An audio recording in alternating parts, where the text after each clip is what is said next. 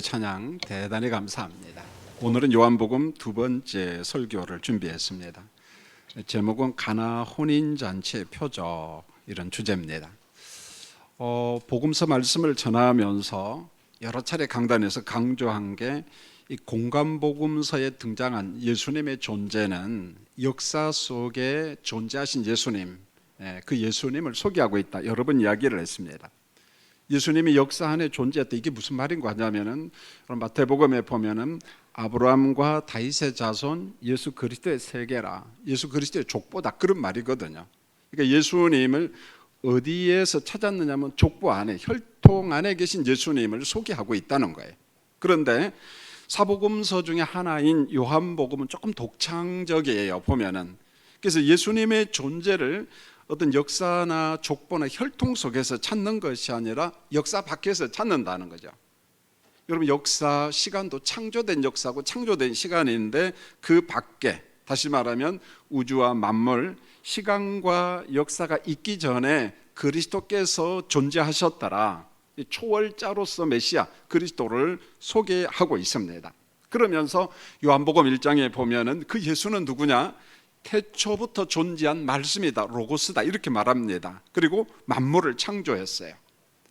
생명의 빛으로 계신 예수님이 이 땅에 오셔서 어둠을 추방했다. 어둠은 뭔고 하면은 아담과 하가 죄악을 범함으로 말미암아 사망이 들어왔잖아요. 단순히 육신의 죽음을 사망이라고 말하지 아니하고 하나님과의 관계의 단절, 저주받은 영혼들, 자, 그와 같은 어둠을, 사탄의 통치를 추방하신 생명의 빛으로서 예수 그리스도, 이게 바로 요한복음의 내용입니다. 여러분, 요한복음을 읽다 보면은 예수님의 기적, 표적이 7개를 소개를 하고 있어요. 우리가 잘 압니다만 한번 검토를 하려고 합니다. 첫 번째가 물을 포도주로 변화시켰다. 저는 보통 변화보다는 창조라는 이야기를 좀 앞으로 쓸 겁니다. 물을 포도주로 창조하신 예수 그리스도. 두 번째로 왕의 신하의 아들이 병이 걸렸어요. 그런데 예수님께서 그 아들의 병을 고칩니다. 여러분, 이때 아들은 어떤 아들이냐면 헤롯 안티파스, 분봉왕이죠. 보면은 그 분봉왕 밑에서 관리로 일하는 그런 사람이었는데 그의 아들의 병을 고쳐주셨다라고 이야기 나와요. 그 다음에 세 번째는 베데스다 못에 38년 된 병자가 있었는데, 여러분 얼마나 고질병이겠어요. 그런데 그 병자를 예수님이 고쳐주었어요. 그리고 5,000명을 먹이신 오병이의 기적이 나와요. 그리고 12바구니가 남았습니다. 음식이 남았습니다. 이걸 함부로 하지 아니하고 잘 관리하죠. 수고를 했습니다. 그 다음에 다섯 번째로는 풍랑이 불고 있는 이 갈릴리 호수를 예수님이 걸어가요. 자, 우리가 성경을 읽다 보면은 갈릴리 호수 그렇게도 나오고 어떤 때는 바다에서, 바닷가에서 이렇게도 나옵니다. 자, 우리 한국 사람들은 호수하고 바다 구분을 정말 잘합니다. 바다는 바다고 호수는 호수예요. 그런데 성경을 읽다 보면은 호수라고 했다가 어느 때는 바다라고 했다가 그래요. 아마 초신자가 읽으면 이게 뭐야? 그럴 겁니다. 그런데 이게 고대 히브리 언어의 어떤 문화죠, 보면은. 그래서 고대 히브리어에서는 바다를 어떤 개념으로 보냐면 물이 많으면 무조건 바다라고 본 거예요. 그러니까 그게 호수냐 바다냐 그런 개념이 아니고 물이 많아, 그러면 그게 호수일지라도 이 사람들은 갈릴리 호수 그렇게 보지 않고 뭘로 봤다고요? 갈릴리 바다, 그렇게 봤다는 거예요. 그러니까 여러분들이 성경을 읽다가 왜 그래? 그렇게 하지 말고 아하, 이 언어의 어떤 습관, 문화구나, 그렇게 수용을 하면 될 것 같아요. 그 다음에 이제 여섯 번째로 날 때부터 소경된 사람을 예수님이 고쳐줘요. 그리고 죽은 지 사흘 지난 나사로가 소생되는 기적이 일어납니다. 나사로의 소생사건, 부활의 예표지요, 보면은요. 여러분, 분명히 성경에서 초자연적인 기적, 여러분 이런 기적들이 굉장히 많이 나와요. 여러분, 기적 자체로서 놀라운 사건이잖아요. 말 그대로 미러클이에요. 야, 이거 인간이 어떻게 할 수 없는 기적이에요. 초자연적인 사건입니다. 그런데요, 우리가 요한복음을 쭉 읽다 보면은 다른 복음서하고 좀 다르게 기적을 말미에 가면 표적, 이렇게 단어가 바뀌어요. 그러니까 이런 표적이 일어났다더라, 이런 표적이 있었더라, 그렇게 말해요. 그러면은 기적을 표적으로 용어를 바꾸어서 말씀에 기록한 목적이 뭐냐는 거예요. 그냥 괜히 그런 것이 아니라는 거예요. 보면은 사람들을 놀라게 하려는 정도로 기적, 그게 아니고 약한 자를 도와주는 단순한 긍휼 정도가 아니라는 거예요. 하나님이 긍휼을 베풀었더라, 자비를 베풀었더라, 그 정도가 아니고 초자연적인 어떤 그 행위를 예수님께서 사역을 하면서 사람들에게 자랑하기 위해서, 뭐 속된 말로 나팔 불기 위해서 나는 이런 존재다, 나는 이런 사람이야, 그걸 자랑하기 위해서 기적을 행한 게 아니라는 것입니다. 여러분, 7개 기적을 딱 선별하여 요한복음에 기록한 목적이 뭔가 하냐면은, 기적을 행하신 예수님은 요한복음 1장에 보니까 태초부터 계신 말씀이다, 로고스다. 자, 기적을 행하신 예수님은 생명의 빛이다. 기적을 행하신 예수님은 만물을 창조한 분이다. 그거예요. 기적을 통해서 그리스도가 누군가를 보여주는 거죠. 계시하는 것입니다. 보면은 특별히 이 기적과 함께 하나님의 나라가 이 땅에 온 표적이라는 거예요. 권세. 자, 이미 예수 그리스도와 함께 하나님의 나라, 권세와 능력이 이 땅에 들어왔음을 계시하는 겁니다. 그래서 7개 표적, 기적을 통해서, 사건을 통해서 하나님의 나라가 이 땅에 임했다는 것을 계시하는 거예요. 계시적 기적이라는 거예요. 좀 어렵지만은 우리 성도님들이 좀 그렇게 이해하면 될 것 같아요. 여러분, 계시라고 하는 말은 이런 겁니다. 하나님께서 하나님의 뜻과 하나님의 나라를 이렇게 활짝 열어가지고 봐라, 그런 말이에요. 하나님의 나라는 이와 같으니, 하나님의 뜻은 이와 같으니 라고 하면서 이런 사건을 통해서 하나님의 뜻, 하나님의 나라를 보여주고 있는 거예요. 이것을 계시라고 이야기하는 겁니다. 여러분, 예수님은요 7개 기적보다도 더 많은 기적을 행하셨는데, 요한복음 20장 30절로 31절을 보면은 이 기적을 행하신 목적을 아주 정확하게 설명하고 있어요. 여러분, 우리가 이 말씀만 이해를 해도 이런 기적이 참 많은데 이 기적을 행하신 목적이 뭐야? 우리 정확하게 알 수가 있어요. 자, 여러분, 성경 말씀을 스크린 보고 같이 한번 읽겠습니다. 시작.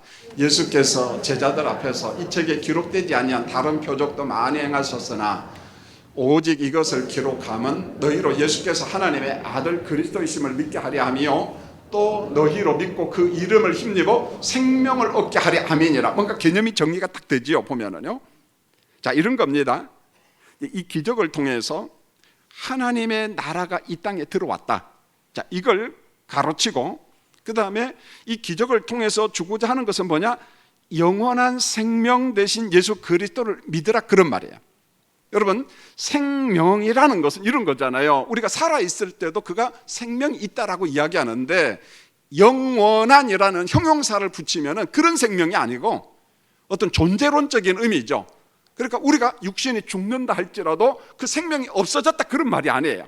그래서 아브라함과 이삭과 야곱의 하나님, 그 말씀을 하면서 하나님은 산자의 하나님, 그렇게 이야기했어요. 이때 아브라함과 이삭과 야곱은 역사 속에 죽었지만 안 죽었다, 그런 말이에요. 그의 영혼이 살아있다, 그런 말이에요. 그 존재들이 살아있다, 이런 말이에요. 그래서 그리스도는 어떤 분이냐? 이 땅에 오신 영원한 생명 되신 예수 그리스도, 그 생명이 우리에게 생명을 준다는 거예요. 그 예수를 믿으라, 그런 말이에요. 그리고 그리스도, 생명 되신 그리스도를 영접하면은 하나님의 자녀가 되는 권세를 주신다, 이걸 선포하는 거, 선언하는 겁니다. 그런데요, 우리가 요한복음을 읽다 보면은 예수님이 그런 설교를 합니다. 내가 아버지께로 가면은 아버지가 보혜사 성령을 너희에게 어떻게 해요? 보내주시고, 그런데 그 보혜사 성령은 진리의 영이야. 진리를 알지니 진리가 너희를 어떻게 한다고요? 자유케 하리라. 여러분, 요한복음을 보면은 중생함도 성령과 함께 설명을 합니다. 거듭남도, 진리를 깨닫게 한 것도 누구를 통해서? 성령을 통해서. 이 모든 진리, 내가 하나님의 자녀가 되었다는 것, 그리스도의 존재에 대해서 모든 것을 알게 하시는 분이 누구냐면은 사실은 누가 우리에게 가르쳐 주셔요? 보혜사 성령께서 그런 지각을 다 열어주셔요. 우리로 하여금 깨닫게 하셔요. 구원의 확신도 누가 줍니까? 성령께서 주십니다. 할렐루야. 굉장히 중요하죠. 자, 기적은 전자의 이야기를 했습니다. 하나님의 나라를 보여주는 계시 사건이다 이야기했어요. 자, 이걸 갖다가 좀 더 쉽게 한 번 더 강조를 할 테니까 우리 믿음의 연수가 좀 오래되신 분들은 이제 명확하게 좀 이해를 했으면 좋겠어요. 여러분 요한복음 6장을 보면은 5천 명을 먹인 오병이의 기적 사건이 있어요. 대단한 사건이 있잖아요 보면은. 근데 우리는 오병이어의 기적만 놓고도 굉장한 거예요. 막 기적이 일어났습니다. 그런데 성경을 읽다 보면은 단순히 오병이어 기적을 통해서 5천 명을 먹였다더라, 12강주리가 남았다더라, 여러분 그렇게 끝나지 않습니다. 그러면 요한복음이 아니에요. 요한복음이 목적한 것은 뭐냐면 그 다음이에요. 그래서 요한복음 6장 41절에 보니까 오병이의 기적 사건을 이야기한 다음에 이렇게 말합니다. 나는, 예수 그리스도는 하늘에서 내려온 떡이요, 이렇게 말합니다. 그리고 하는 말씀이 요한복음 6장 48절에 내가 곧 생명의 떡이라. 자, 우리에게 영원한 생명을 주신 분은 누구냐? 예수 그리스도라는 거예요. 그래서 이 오병이의 기적을 통해서 내가 생명의 떡이다, 내가 생명 주는 자다, 오늘 요한복음을 통해서 제자들에게, 우리에게 그 말씀을 하고 있어요. 예수님은 영원한 하나님의 양식이다, 그런 말이에요. 여러분 요한복음 9장에도 보면은 나면서부터 소경된 사람이 나와요. 얼마나 불편하겠습니까? 그런데 이 나면서부터 소경된 사람을 예수님께서 고쳐줘요. 여러분 소경된 사람의 눈이 떴다, 이것만 놓고도 대단한 거잖아요. 말 기적이잖아요. 그런데 예수님께서 이 소경의 치료 사건을 통해서 그 정도만 말씀하고 마치는 게 아니에요. 그 다음이에요. 그 다음 소경을 고치신 예수님은 어둠을 추방한 영원한 생명의 빛이다, 그런 말이에요. 빛으로서 예수 그리스도, 생명의 빛으로서. 그래서 소경의 치료 사건은 하나님의 나라, 그리스도가 누군가 우리에게 보여주는 계시 사건이라는 거예요. 눈먼 사람 소경을 예수님께서 치료해서, 예수님은 누구야? 야, 예수님은 생명의 빛이야, 어둠을 쫓아내는 생명의 빛이야, 그런 말이에요. 여러분 오늘 우리가 이제 표적 중에 첫 번째 기적, 가나 혼인잔치의 기적 사건을 보는데 이것도 똑같은 겁니다. 여러분 오늘 말씀을 보면 가나 혼인잔치, 여러분 혹시 성지순례를 가면 여기 꼭 갑니다. 보면 그 동네에 가면은, 이 가나라고 하는 동네에 가면은 막 포도주 항아리가 있고 막, 야, 여기는 가나 혼인잔치 기적이 일어난 곳이다, 그걸 알려주는 거예요 보면은요. 자, 물을 갖다가 포도주로 변화했다, 뭐 틀리지 않아요. 그런데 가급적이면은 요한복음에서 가나 혼인잔치 사건은 물이 변하여 포도주가 되었다, 그렇게 말하는 것보다는요, 물을 포도주로 창조했다, 그렇게 말하는 게 좋아요. 왜요? 요한복음이 강조한 것은 그리스도의 창조주 되심을 강조하는 거거든요. 변화라기보다는 창조 사건으로 보는 게 좋아요. 왜 그러냐면은 예수님은 만물을 창조하신 창조주다, 이걸 지금 요한복음에서 계속 강조를 하고 있습니다. 자, 요한복음 1장을 보면은 시간이 나오는데 이튿날 이게 세 번이나 나와요. 1장 29절, 그리고 35절, 43절, 이튿날 이렇게 나와요. 여러분 요한복음은요, 말씀을 기록할 때 시간을 좀 세밀하게 기록하는 편이에요. 세밀하게 기록하는 편입니다. 자, 이튿날 이어서 본문 1절 2절을 보면 시간이 또 나와요. 자, 어떻게 나옵니까? 사흘째 되던 날, 그랬어요. 셋째 날, 그런 말이에요. 이튿날, 그리고 세 번째 되던 날, 이런 말입니다. 갈릴리 가나에 혼인이 있어요. 자, 이 자리에 예수님의 어머니 마리아도 왔습니다. 아마 예수님이 여기에서 주도적인 일을 하는 걸 보면은 예수님의 어머니 마리아가 여기 어떤 친척 관계, 좀 주도적인 역할을 하는 거 보면 좀 어른격이 되지 않았나, 그런 생각이 들어요. 그리고 여기 예수님도 있고 그의 제자들도 초청을 받았습니다. 여러분 같은 내용을 반복하는데 요한복음 1장 43절로 51절에 보면은 이 빌립과 나다네엘이 예수님의 제자가 되는 기사가 나와요. 보면은요, 나다네엘이 야, 어떻게 갈릴리에서 메시아가 와, 그러면서 그랬잖아요. 보면 아니야. 그래서 와서 봐라. 빌립의 요구대로 나다네엘이 예수 그리스도를 보고 예수를 믿고 예수님의 제자가 됩니다. 여러분 빌립과 나다네엘이 예수님의 제자가 되었더라, 이 기사와 함께 1절로 2절 오늘 본문을 다시 보면은 사흘째 되던 날 시간을 강조를 해놓은 거예요. 사흘째 되던 날 예수님과 그 다음에 제자들이 가나 혼인집에 초청을 받아서 그 잔치집에 갔습니다. 그런데요, 이 잔치집에서 일어나는 이 기적 사건을 통해서 하나님이 누군가, 그리스도가 누군가를 지금 계시해 주고 있는 거예요. 계시해 주고 있습니다.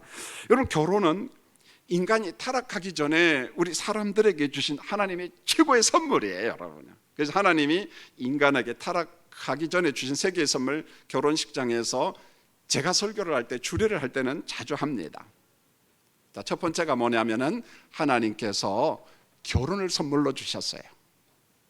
자, 그런가 하면은 노동을 선물로 주셔서 경작의 복이에요. 그래서 우리가 마냥 노는 것은 바람직하잖아요. 은퇴하고 쉬는 것하고 그건 다르잖아요, 보면은. 그리고 안식의 복을 주셨어요. 노동만 하는 건 바람직하잖아요. 자, 휴식을 하라, 좀 쉼의 시간을 가져라, 그런 거잖아요. 여러분, 결혼을 하나님이 주신 선물인데 물론 독신의 은사도 있어요. 자, 부부는 어떤 존재냐? 서로 돕는 자다, 이렇게 말했어요. 창세기 2장 18절에. 그러면 돕는다라고 하는 말이 주는 진실함이 있어요. 이게 무슨 말입니까? 아내와 남편이 결혼했지만 한쪽만 놓고 보면 부족하다는 거예요. 미흡하다는 거예요. 그래서 하나님께서는 이 혼인 결혼을 통해 가지고 부족함을 갖다 보충하라는 거예요. 서로 도우라는 거예요.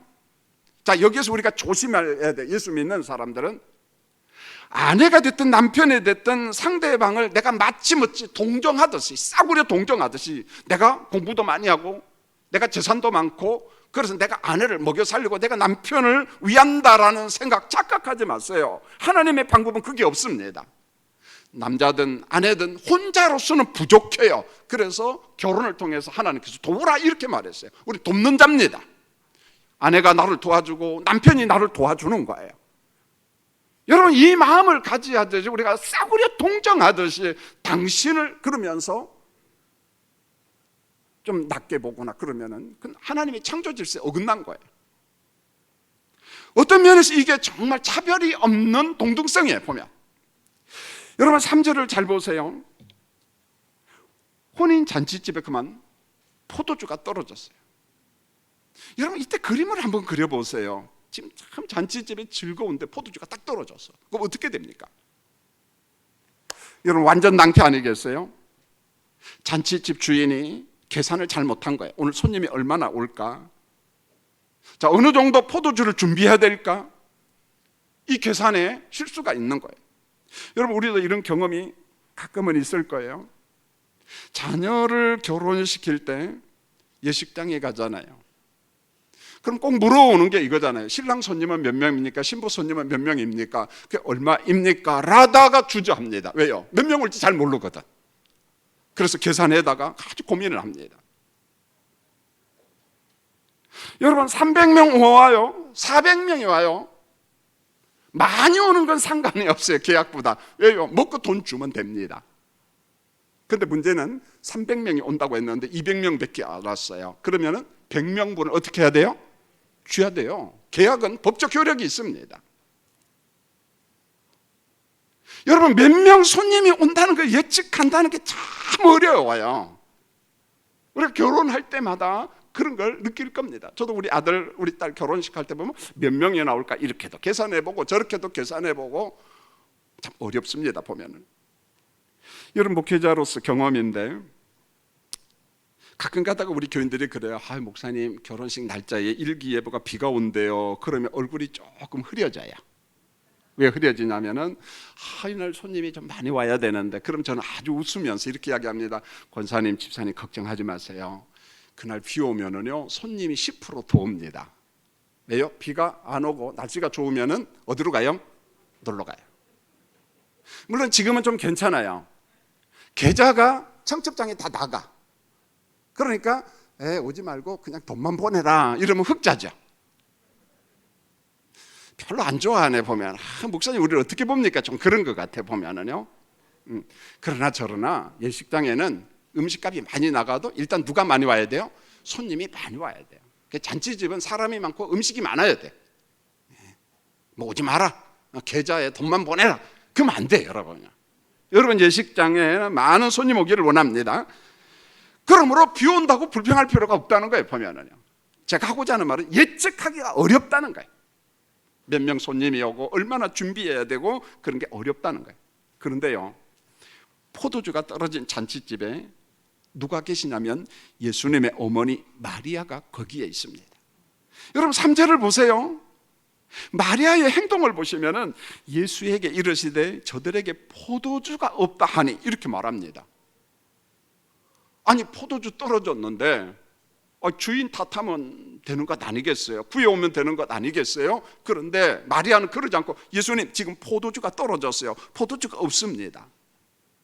여러분 마리아는 조금 더 주저함이 없이 예수님한테 이야기를 합니다. 자, 그 다음에 보면 본문 4절에 여러분 우리 정서에는 맞지 않는 용어가 하나 탁 나와요.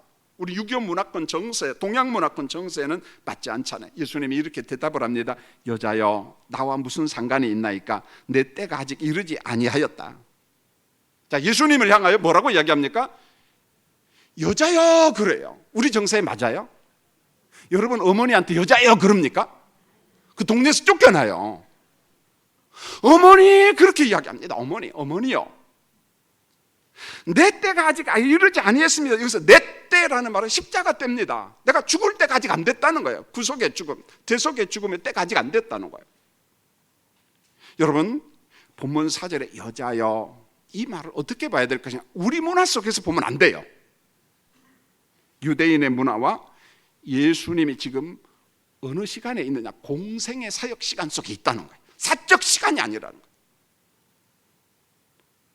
여러분 우리 정서로 이야기하면 어머니 그렇게 이야기, 어머니 그걸 제가 어떻게 해야지요? 어머니 이렇게 이야기 됩니다.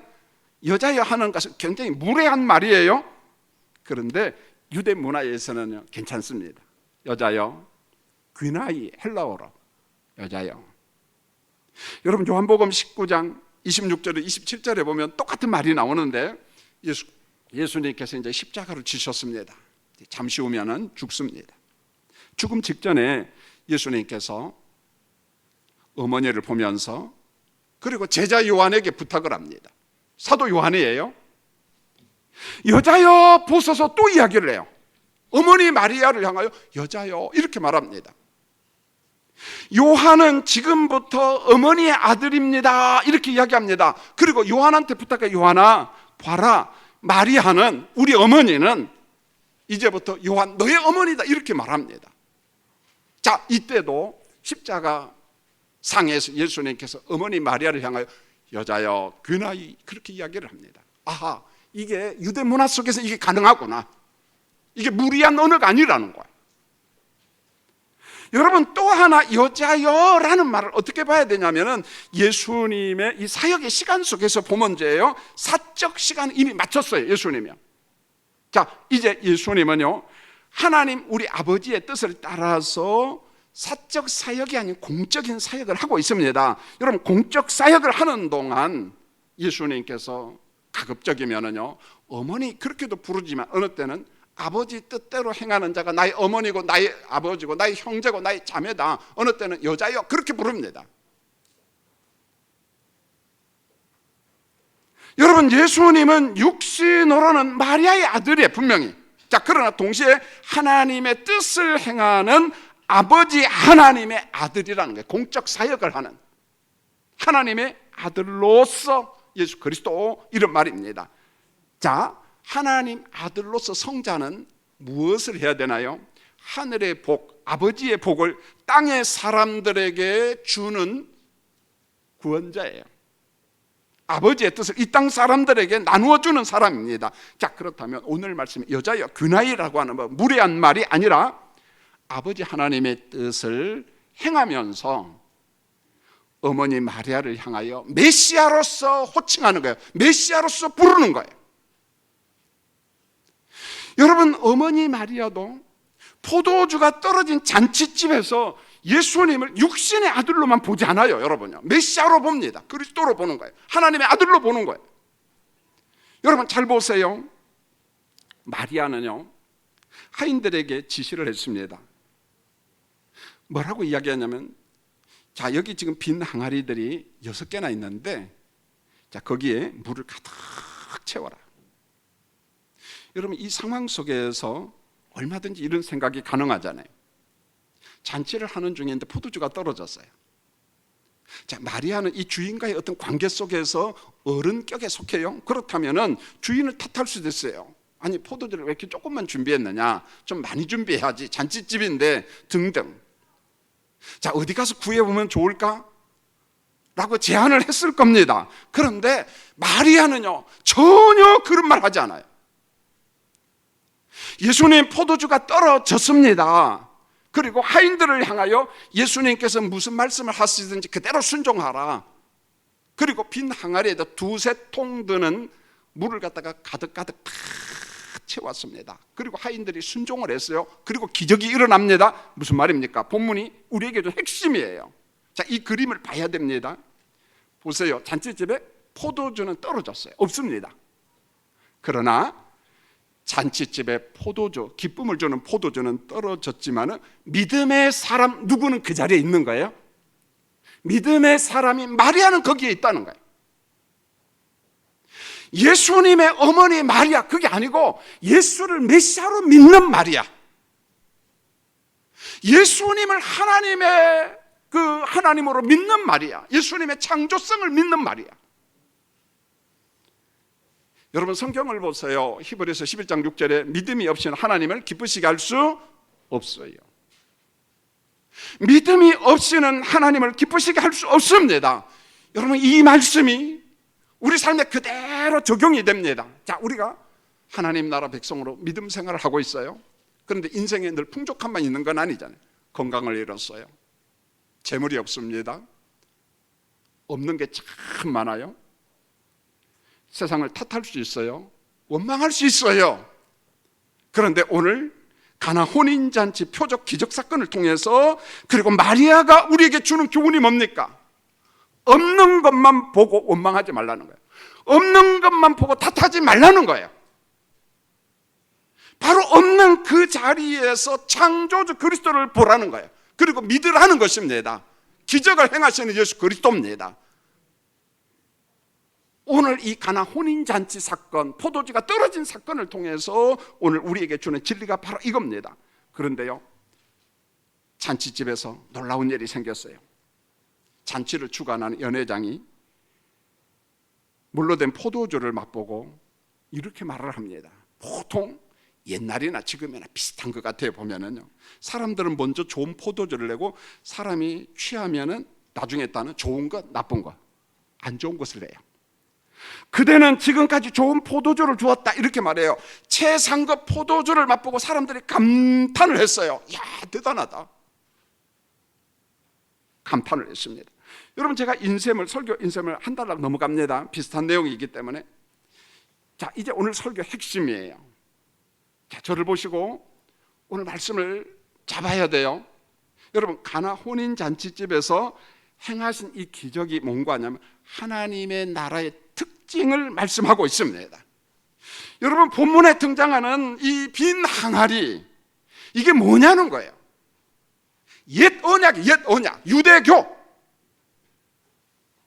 속이 텅텅 빈 옛 언약. 의식만 있어요. 형식만 있어요. 내용 없어요. 기쁨 없다는 거예요. 그런데 예수님께서 속이 텅텅 빈 옛 언약, 옛 율법, 유대교를 포도주로 가득 찬 새 언약으로, 메시아 시대 종교로 새롭게 창조했다는 거예요. 변화가 아니에요. 변화가 아니에요.